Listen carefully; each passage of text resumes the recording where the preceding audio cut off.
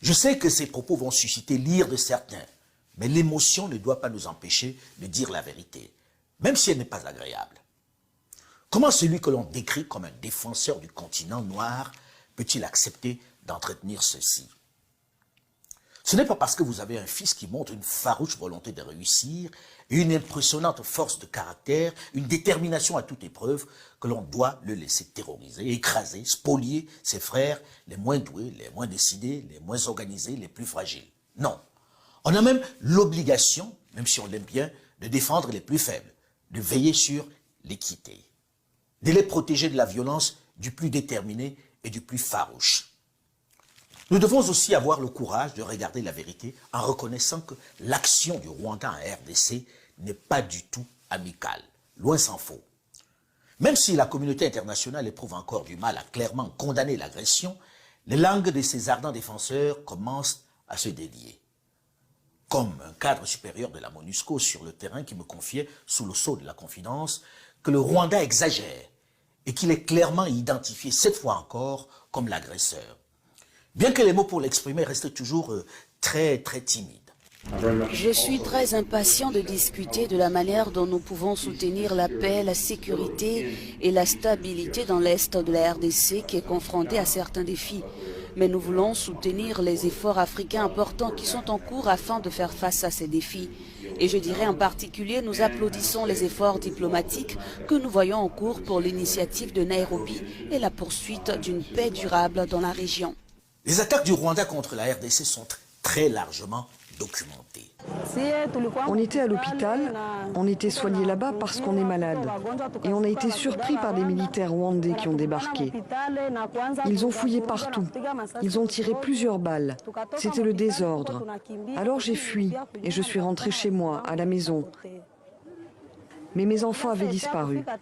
On est parti parce qu'ils tabassaient tout le monde à l'hôpital, sans distinction. L'agression du Rwanda à travers le M23, ce n'est pas une nouvelle chose.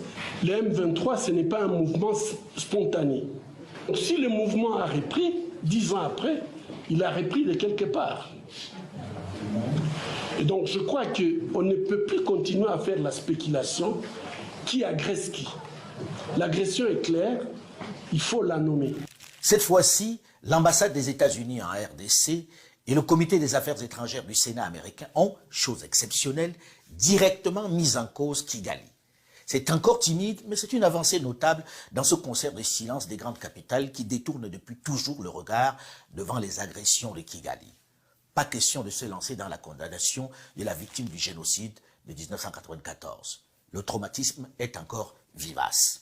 Madame la Présidente, je voudrais attirer l'attention de la Chambre sur la situation désastreuse dans l'Est de la République démocratique du Congo.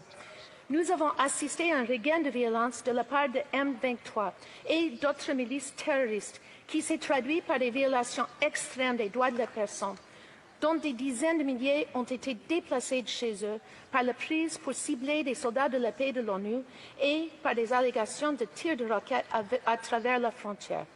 Le chef de MONUSCO a déclaré « Nous réaffirmons notre attachement ferme à la souveraineté, à l'indépendance et à l'unité et l'intégrité territoriale de la RDC et nous condamnons l'utilisation de groupes armés agissant par procuration. » J'exhorte le gouvernement de Rwanda à collaborer avec le RDC pour désamorcer la situation et travailler à un cessez-le-feu immédiat de tous les groupes armés. Depuis plus de 6 mois maintenant, la planète entière vit pourtant au rythme de la guerre en Ukraine. Toutes les grandes puissances se sont mises d'accord pour condamner l'agression de l'Ukraine par la Russie. Elles continuent, au nom de l'aide à pays en danger, au nom du droit international, de dépenser des dizaines de milliards de dollars pour voler au secours de l'Ukraine agressée. Les dirigeants rivalisent même d'ingéniosité, se mobilisent pour être vus sur le terrain ukrainien. Ils sont tous là à serrer la main du président ukrainien.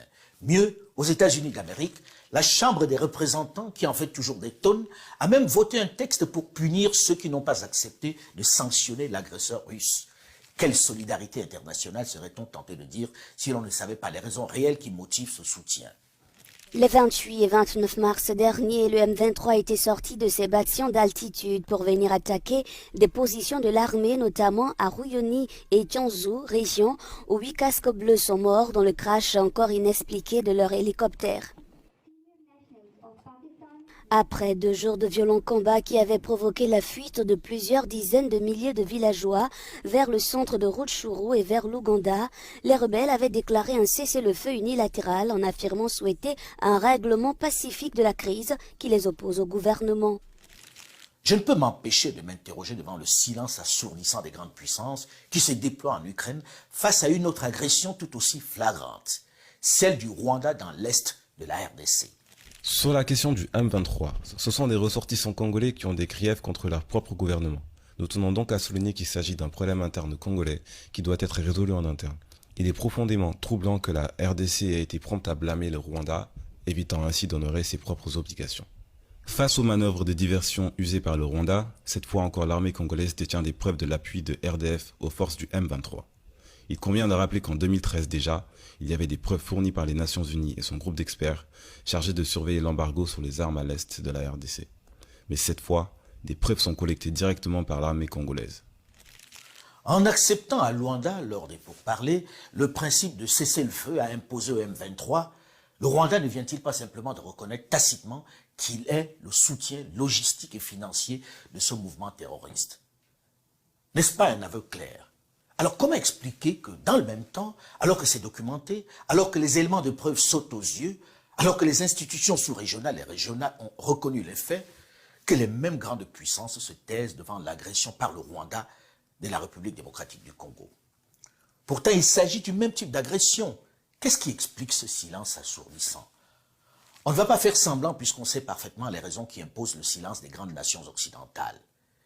Les Occidentaux croient dans leur mutisme, voire l'occasion de faire oublier leur silence coupable alors qu'un génocide d'une horreur indescriptible se perpétrait au Rwanda. Depuis maintenant près d'une trentaine d'années, le Rwanda est intouchable. Et bien que l'agression cette fois encore soit avérée, vous voyez la gêne de la plupart de ces grandes nations